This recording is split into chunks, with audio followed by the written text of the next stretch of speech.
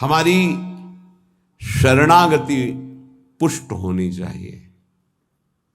शरणागति पुष्ट होने के लिए सबसे पहला लक्षण है दैन्यता। जो जितना झुकता है वो उतना महान होता है। झुकने वाला ऐसा नहीं कि जिसके प्रति झुक रहा है वो महान है, ऐसा नहीं। जो झुक रहा है वो महान है, दैन्यता। दूसरा है निष्कपटता। हमारे प्रभु की शरणागति की पुष्टता के लिए, शरणागति के तो अलग भाव वर्णन, हमारी शरणागति पुष्ट रहे, नष्ट ना हो। भगवत शरणागति पुष्ट तो भगवत प्रेम निश्चित प्रकाशित होता है। उपासक को देखना चाहिए कि दैन्यता है कि अभिमान है हृदय में। दैन्यता का स्वरूप है किसी भी तरह से हमें गाली दी जाए, अपमान किया जाए, निंदा किया जाए, तिरस्कार किया जाए तो मुझे ऐसा ही लगे कि मैं ऐसा ही हूं, इसी का पात्र हूं। उसे दैन्यता कहते हैं। वाणी से हम माइक से बोलेंगे कि हम अधम हैं, बड़े नीच हैं, बड़े ऐसे हैं, ये भी दैन्यता की भाषा है। और हाथ जोड़कर प्रणाम मुद्रा में रहेंगे, ये भी दैन्यता की मुद्रा है।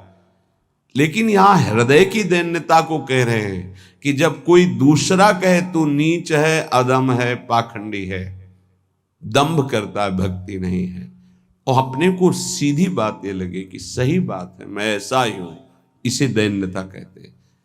शरणागति हमारी जो विक्षिप्त हो जाती है, जो दोषयुक्त हो जाती है, जो पूर्ण नहीं हो पाती शरणागति, उसका कारण देहाभिमान, उसका कारण गुणाभिमान, साधनाभिमान, इनमें से कोई न कोई अभिमान होता है। इसलिए कह रहे सबसे पहला लक्षण बाबा की विचार में दैन्यता, और ये बहुत प्रिय है दैन्यता भगवान को। दूसरी है निष्कपटता। कपट नहीं रखना चाहिए। हरि और गुरुदेव, हरि गुरु चरण सेवा अनुसरहु, अर्चन बंदन संतत करहु, दास संतन कर सुख लाओ। हृदय में कम से कम एक जगह तो निष्कपटता आ ही जाए गुरुदेव भगवान से। पर ये बहुत छलिया मन है, ये सर्वज्ञ प्रभु से भी छल करना चाहता है, बहुत छलिया है। अगर हमारी शरणागति का अपहरण कोई करता है तो अभिमान और कपट। दूसरा जब निष्कपटता है तो कपट अगर है तो हमारी शरणागति ढक जाएगी। मोहि कपट छल छिद्र न भावा, मेरे प्रभु कह रहे हैं। यही दरबार दीन को आदर, पक्की बात।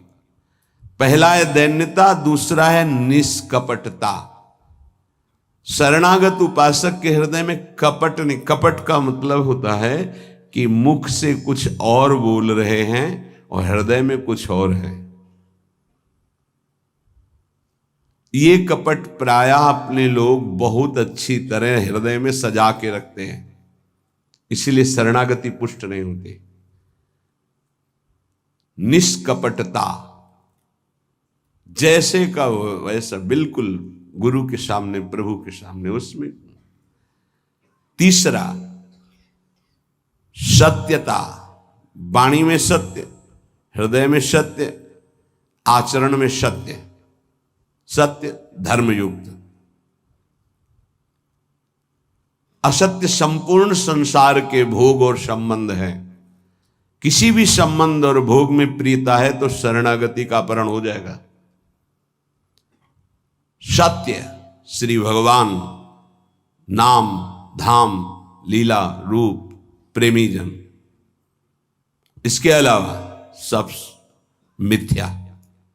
जितना कुछ देख रहे हो परिणाम देखा जाता है, परिणाम में सब झूठा। चौथा सर्व समर्पण। सर्व शब्द लगा हुआ है, तन मन प्राण एक एक वृत्ति केवल अपने शरण की तरफ। यहां सर्व समर्पण नहीं होता, समर्पण होता है पर सर्व समर्पण नहीं होता। सर्व समर्पण कुछ हमारी पर्सनल वृत्तियां हैं, कुछ हमारी शर्तें हैं, कुछ हमारा है, तो सर्व समर्पण नहीं।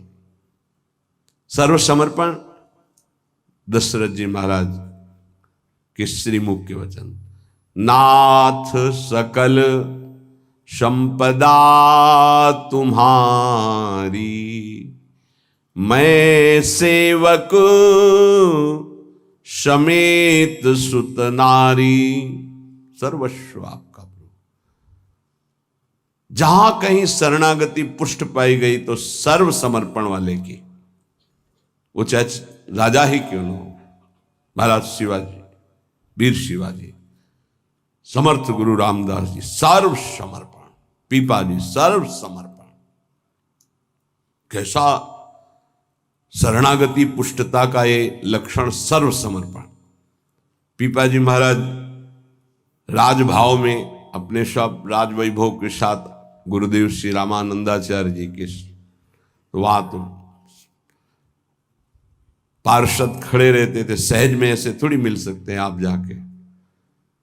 प्रार्थना की, कह दो कि महाराज पीपा जी आए हैं और स्वामी जी के चरणों के दर्शन करना चाहते हैं, जाके सूचना दी, वहां जाके कह दो कि हाँ राजा महाराजाओं की कोई आवश्यकता नहीं। स्वामी जी साक्षात भगवान का स्वरूप रामानंदाचार्य जी आए और उनका महाराज का आदेश है कि हाँ किसी राजा महाराजा की जरूरत नहीं। तो उनको लगा मेरे से कोई गलती हो गई। अच्छा, समस्त राज सैनिकों को, राज पोशाक को, सब, और एक साधारण को कहा कह दीजिए कि नीच पीपा दर्शन करना चाहता है श्री चरणों के। अधम पीपा स्वामी जी से कहा, स्वामी जी ने कहा कह दो यहां खड़े खड़े क्या करता है, और समीप में कुआं है वहां गिर जाए। आए और कहा आदेश है स्वामी जी का, वो समीप में कुआं है वहां आप जाकर के गिर जाइए कुएं में। जो आज्ञा। स्वामी जी बिल्कुल नजदीक पहुंच रहे कुएं के। स्वामी जी बिल्कुल अब पहुंच गए हैं, अगला कदम रोक दो, रुक जाओ, वापस आ जाओ। स्वामी जी निकल के आए, दर्शन दिया, जाओ हम स्वयं आएंगे तुम्हारे नगर में, फिर तुम्हें मंत्र और विरक्तता सब प्रदान कर। महापुरुष बना दिया। पीपा जी का पावन चरित्र है, सर्व समर्पण, प्राण समर्पित है, कुएं में गिर जाओ, मतलब तन प्राण सर्व। पहले में राज धन वैभव, बड़ा शरणागति का महामहिम स्वरूप है। ये समर्पणता तो हम दिखाते हैं, लेकिन सर्व समर्पणता नहीं। कुछ अपना है, कुछ आपकी बात मान लेते हैं, इसीलिए वो खिचड़ी बनी रहती, शरणागति नहीं हो पाती। जब उपासक के हृदय में अपना अस्तित्व रहता है तो उसको भक्ति नौटंकी नाटक नजर आती है। अपनी वासना की पूर्ति, अपनी इच्छा की पूर्ति के लिए वो भगवान की उपासना को नाटक समझने लगता है। अगर अपनी वासना, अपनी इच्छा, इसका त्याग कर दिया जाए तो भक्ति का परिचय मिलता है। प्रायः बड़े बड़े महाभागवतों के घर वाले ही, परिवार वाले ही उनको नहीं समझ पाए और उनका तिरस्कार करें। इस बात के लिए वो जैसा चाहते हैं वैसा आप चलिए, उनको जितना पसंद है आप कीजिए। जैसे कुछ भक्तों को कि हमको पूरी रज लगाना पसंद नहीं, बस हल्का सा तिलक लगा लीजिए, क्योंकि आपने गुरुमंत्र लिया इसलिए तिलक लगा लीजिए। ये जरूरी है पूरा मुंह में थोपना, क्योंकि तुम्हारी दृष्टि नहीं है ना। तुम रज पसंद नहीं करते, गाल गोरे पसंद करते हो। ये पसंद कर, ये चमड़ी कब तक रहेगी, नष्ट हो जाएगी। न तुम्हारी रहेगी ना जिसकी देख रहे हो उसकी रहेगी। पतन हो जाएगा। जिन जिन भक्तों का विरोध किया उनका पतन हो गया। ये सर्व समर्पणता भक्ति में जब साधक चलेगा तो अपने आप आ जाएगा। उसको किसी की कोई परवाह नहीं रहती, अपनी भक्ति में कहीं वो आंच नहीं आने देगा। जीवन की बाजी लगा दी है, अनंत जन्मों से बिगड़ी बात को बनाने चले हैं। तो हम ये देखते हैं कि देवता परिवार वालों की बुद्धि में बैठ करके उसको शरणागति से भ्रष्ट करना चाहते हैं। बस जैसा हम कहें वैसा तुम्हें चलना है।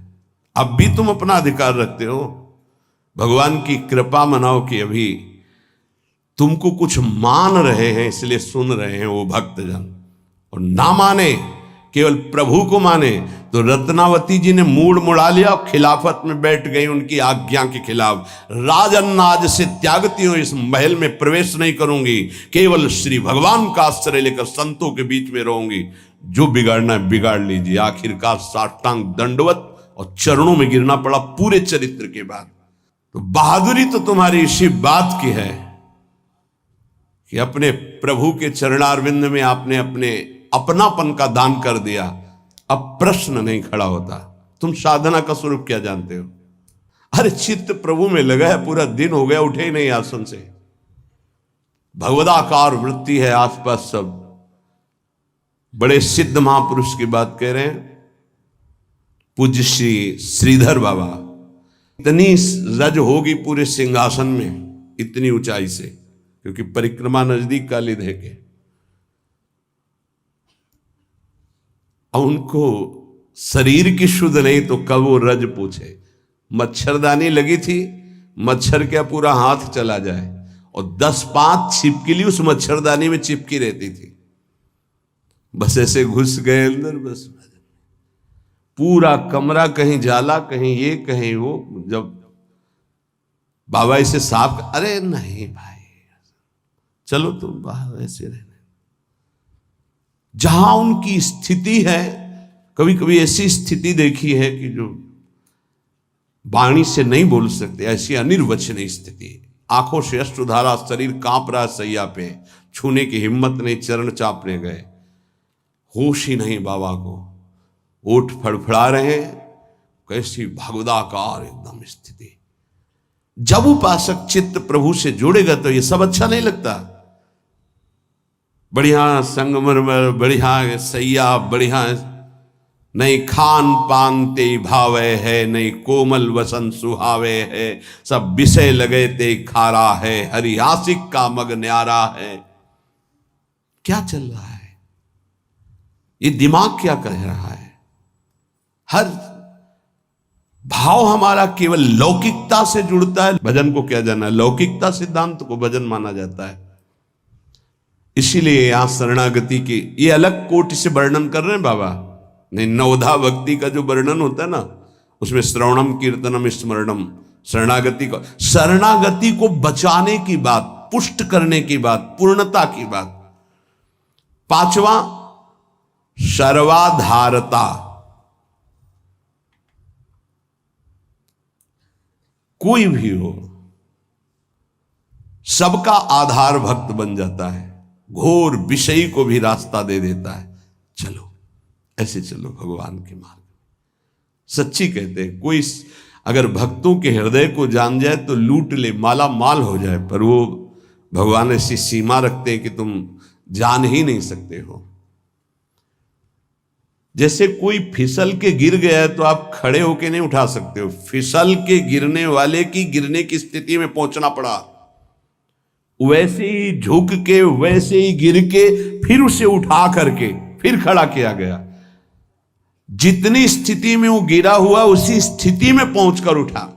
उसको क्या जरूरत है झुकने की? जिसने अपने जीवन में कभी भोगों को, विषयों को, संसार को, गृहस्थ को स्वीकार ही नहीं किया, वो तुम्हारे बीच में घुसकर तुम्हें पकड़कर जहां तुम हो वैसी स्थिति से उठाकर ऊपर खड़ा कर रहा है। अगर तुम सही उपासक होते तो दृष्टि मात्र से तुम्हारा उद्धार हो जाता, लेकिन तुम उस बात को नहीं समझते हो। इसलिए ये सब व्यवहार अपनी स्थिति से उतरकर और झुककर तुम्हारे समान बनकर तुमको उठाया जाता है। सर्वाधारता उस नहीं समझ पाओगे, नहीं समझ पाओगे।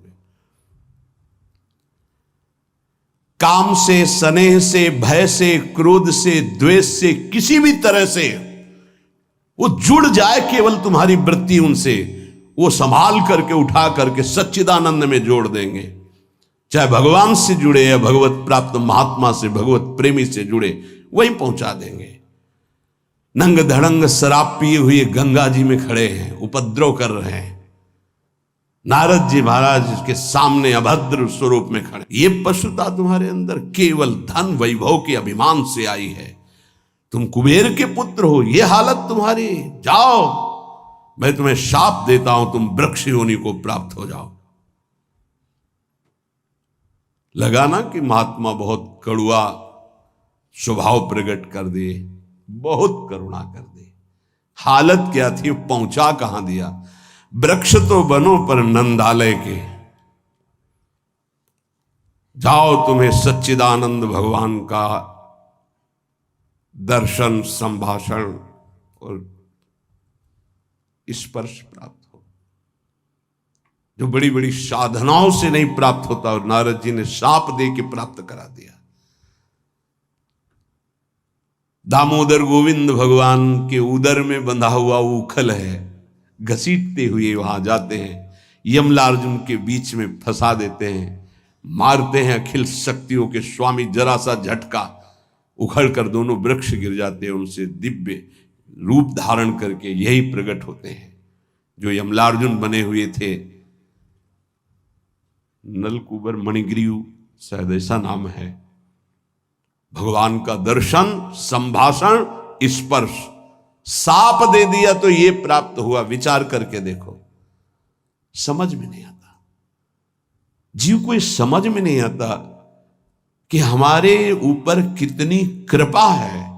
सर्वाधारता, ये शरणागति की पुष्टता का लक्षण है। वो सबका आधार बन जाता है। जैसे हमारी सबकी आधार भूमि है, ऐसे वो भक्त बन जाता है। रखो मेरे ऊपर पैर, निकल जाओ भगवान की गोद में जाओ। वो इस उदारता को, इस कृपा को इस साधारण जन नहीं जानते, अवहेलना करते हैं। एक एक वृत्ति तुम्हारी संभालने के लिए हमारी श्री जी की भक्ति तैयार है। एक एक वृत्ति को तुम्हें रोना नहीं आया कि हमारे ऊपर कितनी कृपा है। बहुत कृपालु शरणागत जन होते श्री जी के। जैसे श्री जी का स्वभाव तो वही अंश में उतरता है उनके जनों में। सर्वाधारता, सबके लिए आधार भूमि बनने के लिए तैयार है। छठवां, पूर्ण विश्वास अपने इष्ट पर। जैसे राम काज के लिए लंका में प्रवेश कर रहे हैं हनुमान जी महाराज, घोर निशाचरी स्थिति है लंका में। अब एक महाभागवत तो बहुत, जे भी प्रवेश कर रहे हैं तो पहले श्री राम जी का स्मरण करके अपने हृदय में भगवान को देखकर हृदय में स्मृति बसा के प्रवेश करते हैं। क्या भाव? प्रविश नगर की जय सब काजा, हृदय राख कौशलपुर। जब किसी भी साधक या किसी से भी भगवान का निज जन उसे उठाने के तो पहले प्रभु जा रहे हैं, बहुत फिसलन है नाथ, पकड़े रहे ना। जैसे कोई डूब रहा है उसको निकालने जा रहा है, प्रयास करेगा, लेकिन वो जो डूब रहा है वो प्रयास करेगा उसको डुबोने का, क्योंकि वो सांस लेना चाहता है। ऐसे ही जो काम में डूब रहा है, क्रोध में डूब रहा है, मोह में डूब रहा है, नाना प्रकार के भोगों में डूब रहा है, उसको निकालने के लिए जाओगे, वो पहले तुम्हें उसमें डुबोने की कोशिश करेगा। तुम्हारे अंदर काम, तुम्हारे अंदर क्रोध, तुम्हारे अंदर लोभ, क्योंकि उसी वृत्ति से वो अपना भाव स्वीकार करेगा। तब श्री जी से पहले बात होती, श्री जी, हे प्रभु, हे प्रियाजू, बहुत फिसलन की जगह में आपकी सेवा कार्य होने जा रहा है। उस जीव को पकड़कर उसकी वृत्ति को आप तक, स्वामिनी आप पकड़े रहना। आप ऐसे पकड़ो, हम ऐसे पकड़ते हैं, तब हो सकता। अगर आपने छोड़ दिया तो बहुत फिसलन में है, गिरने की संभावना है। पूर्ण विश्वास, दृढ़, मेरी स्वामिनी इसका मंगल करके रहेंगी। सातवां, सर्वाराध्यता। ऐसा भाषण, ऐसी चेष्टा, ऐसा व्यवहार कि वो सबके द्वारा पूजनीय बन जाए। इस शरणागति का सातवां लक्षण, सर्वाराध्यता। उपासक का ऐसा स्वभाव, ऐसा व्यवहार मृदुता कि सब उसकी आज्ञा का पालन करने लगे। ऐसी इस शरणागति की पूर्णता का स्वरूप सर्वाराध्यता। हंसी बोले बहुमान दे, सर्वाराध्यता ये उनका गुण होता है। नहीं नहीं कोई बात नहीं, आप ऐसा शांत हो जाइए, आप कोई बात नहीं। बहुत सावधान। शरणागति कोई खिलवाड़ नहीं, और शरणागति हो गई तो सब पूर्ण हो गया। अखिल लोक चूड़ामणि भगवान शरणागत के अधीन हो जाते, अहम भक्त पराधीन हो। 8वां है अनन्यता। अपने इष्ट की, कल एक उपासक की परीक्षा का समय आता है, छमाही सालाना चर्चा हो। उसका शब्द था कि शरीर छोड़ना मेरे लिए सहज है, लेकिन उपासना के विषय में एक भी शब्द में किसी से भी, चाहे वो रिश्ता हो, संबंध हो, स्वीकार नहीं कर सकते। बहुत देखा, बहुत सुना, बहुत सब। अब उपासना के विषय में अगर मेरी उपासना में कोई बाधा पड़ेगी तो मैं सब कुछ छोड़ सकता हूं। शरीर छोड़ना मेरे लिए सहज, उपासना नहीं। उपासना में अगर कोई नहीं, बस इस बात से उस समय तो नहीं कहा जाता बड़ाई कि हाँ शाबाश, नहीं, ठीक है, ठीक है, अच्छे विचार। अरे एकांत में जब मनन होता है तो आशीष निकलता है। हाँ ऐसे ही अपने आराध्य देव की अनन्यता पे फर्क नहीं पड़ना चाहिए, इसी से भगवत प्राप्ति होती है। हे 4 दिन के पति पुत्र परिवार के संबंध हैं, अनंत काल का संबंधी मेरा उससे मिलने का अवसर आया है।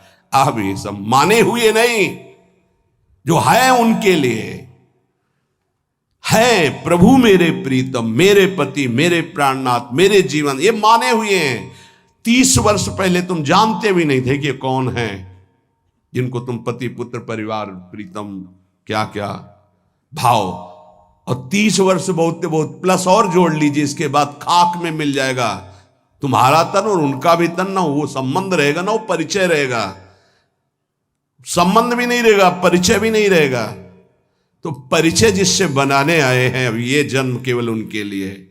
ऐसा नहीं है कि कोई भक्ति में चले तो रसगुल्ला और रबड़ी यही खाते भक्ति होती, वो एक अलग भक्ति होती है। जैसे आपकी साधना बढ़ेगी तो आपके साथ विरोध शुरू होगा, और अगर विरोध में वही स्थिति रही, एक रस अनन्यता, तो आपकी सिद्धि नहीं। तो क्या बिगाड़ा था देवर विक्रम का? पूरे जीवन भर वो विरोध। क्या बिगाड़ा था नरसिंह मेहता जी ने अपनी भाभी का? जीवन भर भारी विरोध। क्या बिगाड़ा था विभीषण जी ने रावण का? भला ही तो कह सभा में लात मार के भगा दिया। क्या बिगाड़ा था विदुर जी ने धृतराष्ट्र और दुर्योधन का? गांव के बाहर एक अकिंचन की तरह कुटिया बना के नहीं पाना तेरे। ये बहुत सूक्ष्म विषय। अपने इष्ट की अनन्यता में कोई फर्क जीवन में नहीं आना चाहिए, चाहे जैसी परिस्थिति आ जाए। इष्ट और गुरु संबंध में कोई फर्क नहीं पड़ना चाहिए। बहुत संबंध देखे, हर संबंध का निर्वाह उतना ही करेंगे जितना इष्ट और गुरु के संबंध में बाधा नहीं पड़ेगी। इष्ट और गुरु के संबंध में बाधा पड़ जाए से हर संबंध में आग लग जाए। जाके प्रिय न राम वैदेही, तजिए ताहि कोटि वैरिशम जद्यप परम स्नेही। अगर अपने को समझता है कि मेरे द्वारा भरण पोषण होता है, जात से तेरा पानी भी नहीं पिएंगे, देखते हैं शरीर चलता है या नहीं। निकल करके हम चौराहे पे बैठ जाते, देखते हैं वो विश्वंभर मुझे रखता है कि नहीं। वो अनंत ब्रह्मांडों का सृजन करने वाला एक क्षण में सब कुछ ठीक कर देगा। क्या चरित्र भक्तों के ऐसे ही मनोरंजन के लिए नहीं पड़े जाते? ये आदर्श है। महाजनों गतेन सपन था। रत्नावती जी के लिए मारने के लिए क्या उपाय नहीं किया माधव सिंह ने? मैं राजा हूं, मेरी ये रानी, और ऐसा उद्दंडता, मुड़ मुड़ा के संतों के बीच में बैठना। सीम की चाप सके को तासु, बड़ रखवार रमापति जासु। भक्ति मार्ग में, भगवत मार्ग में यदि कदम रखा है तो अपने मार्ग नहीं छूटना चाहिए, चाहे प्राण छूट जाए। ये आखिरी बाजी है। ये सब छूटेंगे माने हुए पति पत्नी पुत्र परिवार भाई बंधु। इनका कोई अस्तित्व नहीं है, आज नहीं तो कल ये छूटेंगे ही, लेकिन जिनके लिए जन्म जन्मांतर से भटक रहे उन प्रभु को नहीं। अगर तुम्हारी समझ में आ रही हो तो बात पकड़ लो। तजो पिता प्रहलाद विभीषण बंधु भरत महतारी गुरुबल तजो कंत ब्रज बनितन भे मुद मंगलकारी। स्वयं मंगल नहीं, सबका मंगल करने वाले वो महापुरुष बन गए जिन्होंने भगवान के आश्रय में मेरे कारण मेरे प्रभु श्री राम को 14 वर्ष का वनवास, मेरे को राजगद्दी, जा पापिनी आज से तेरा कभी मुख नहीं देखूंगा और कभी मां नहीं कहूंगा, भरत जी ने कहा। साष्टांग दंडवत पिताश्री कह के प्रहलाद जी बात करते थे हिरण्यकश्यप से। जिस समय भगवान के मार्ग का विरोध किया तो कहा, जा आज के बाद कभी पिता ने दैत्यराज, ऐसे संबोधन। 5 वर्ष का बालक। कहीं भक्ति में प्रभु के संबंध में कोई भी संबंध बाधा पहुंचावे तो भगवत संबंध नहीं छोड़ना। जहां तक हमारी भक्ति की पुष्टता है वहां तक हम निर्वाह कर सकते हैं। अगर हमारी भक्ति के नष्ट होने का विषय आता है तो तजिए ताहि कोटि वैरिशम यद्यप परम स्नेही। अगर निष्ठा पकड़ पाओगे तो पार हो जाओगे, नहीं अपने और परिवारजनों के और सगे संबंधियों के हृदय में ही दैवी माया प्रेरणा करती है कि आप इसके मार्ग को रोकिए और भ्रष्ट कीजिए। हमारी बात को पकड़ लेना। जाके प्रिय न राम वैदेही तजिए ताहि कोटि वैरिशम यद्यप परम स्नेही। हम उतनी अनुकूलता आपको देने के लिए तैयार हैं जितने से हमारी भक्ति सुरक्षित है। और हमारी भक्ति में बाधा पड़ेगी तो हम अपने शरीर को भी बर्दाश्त नहीं करेंगे। फिर आपकी बात क्या है? ये उपासक के हृदय में होना चाहिए। ये अगर आराध्य देव की निष्ठा में ये बात नहीं तो फिर क्या बात है? फिर है ही क्या बात है? फिर तो वास्तविक नाटक हो गया, जीवन नाटक हो गया। आप समझ नहीं सकते तुम क्या शरणागत होते हो, वो शरण तुम्हारे लिए समर्पित हो जाता है, तुम समझ ही नहीं पाते हो। बड़ा विचित्र खेल है। इसीलिए प्राय इस झंझट में नहीं फंसते। अपनी मस्ती में रहने के लिए इस झंझट में नहीं फंसते। गुरु चेला और समाज कल्याण और उद्धार। जाओ तुम अपने प्रवाह में बहो, हम अपनी मस्ती में। सुने न काहू की कही कहे ना अपनी बात। पर जब सेवा मिलती तब हम आपसे प्रार्थना करते हैं। जब तक भगवत साक्षात्कार स्वयं का ना हो जाए तब तक कभी किसी को शिष्य ना बनाए। ये नियम ले ले, ये गांठ बांध ले। नहीं तुम गुरु बनोगे कि तुम उसके चेला बनोगे, फाइनल में कुछ पता नहीं है। पक्का जानते हो संतों को जो पीड़ा होती है किसकी होती है? ये प्रसाद मिलता है, इनको क्या पता। यही प्रसाद। अगर आपको प्रमाण मानकर किसी ने प्रश्न किया और आपने उत्तर दिया और उसमें कोई गलती है तो उसका नर्क आपको भोगना पड़ेगा, दंड आपको भोगना पड़े। आपने कह दिया जाओ सब कुछ माफ, वो पूरा हिसाब आपके ऊपर लागू होगा। ये कोई खिलवाड़ समझते हो? उत्तर दे देना कोई खिलवाड़? बातें बनाना उत्तर नहीं होता। महाराज आज तक जो कोई बात नहीं, तुम छोड़ो, राधा राधा जपो, आगे बढ़ो, वो हम देख लेंगे। ऐसे आया कैसे? जैसे महाप्रभु चैतन्य देव ऐसे करके गंगा जल में खड़े करके पाप ले रहे हैं, तो उन्हीं के चरण आश्रित हैं भक्तजन, उसी प्रेमावतार, उसी भगवत स्वरूपों के। आप क्या जानते हो इस राज से? जो आज तुम चैन से मुस्कुराकर बात करते हो तो तुम्हारे जीवन में कुछ ट्रांसफर हुआ है। तुम्हारा उधर और उधर का उधर। अगर जान जाओ तो रोते रहोगे कि हम पर कितनी कर, फिर भी हम उनकी अवहेलना करते हैं। सच्ची कहते हैं कि हमारी बड़ी दुर्दशा है हम लोगों की कि हम ऐसे गुरुजनों का, ऐसे कृपालु आराध्य देव की कृपा की अवहेलना करते हैं। वो कृपा पे कृपा करते जा रहे हैं, हम उनकी अवहेलना पे अवहेलना करते चले जा रहे हैं। वो समेट करके आपको इसी जन्म में भगवत प्राप्ति करना, आप फैलाकर अनेक जन्मों के लिए इतिहास रचना चाहते हैं। बड़ा विचित्र खेल, बहुत विचित्र खेल। इसीलिए जो चतुर सुजान होते हैं वो इस गुरु चेला के संबंध में नहीं फंसते। हमारी सामर्थ्य नहीं प्रभु, किसी और को बनाइए, राधा राधा राधा। पर भगवान की लीला होती है। ये जो सेवा मिलती तो सामर्थ्य देते हैं, उन्हीं का कृपा प्रसाद। पर हम इतना जरूर कहते हैं, जब तक भगवत साक्षात्कार ना हो जाए तब तक किसी को शिष्य ना बनावे। पक्की बात, शिष्य बनाना कोई मजाक नहीं है। हरे शिष्य धन शोक न हरे, सो गुरु घोर नरक मा परे। जैसे किसी की बेटी सयानी हो जाए तो ब्याह के लिए पिता की चिंता बढ़ जाती है, चाहे वो जनक जी जैसे ही क्यों ना ज्ञानी हो। ऐसे ही शिष्य बनाने के बाद पूरा भार गुरु के ऊपर आ जाता है। इसका आचरण पवित्र हो, इसका जीवन श्री जी से मिले, इसका कैसे स्वभाव बदले, ये कैसे निष्काम बने। आपने जो संबंध बनाया उस संबंध को पूर्ण कर लो, श्री जी से मिल जाओ। ये बड़े बड़े जो महापुरुष दैन्य भाव से आपको प्रार्थना करते हैं कि मैं आपसे प्रार्थना करता हूं भाई, हे सखे, हे मित्र, ये हम समझ नहीं पा रहे।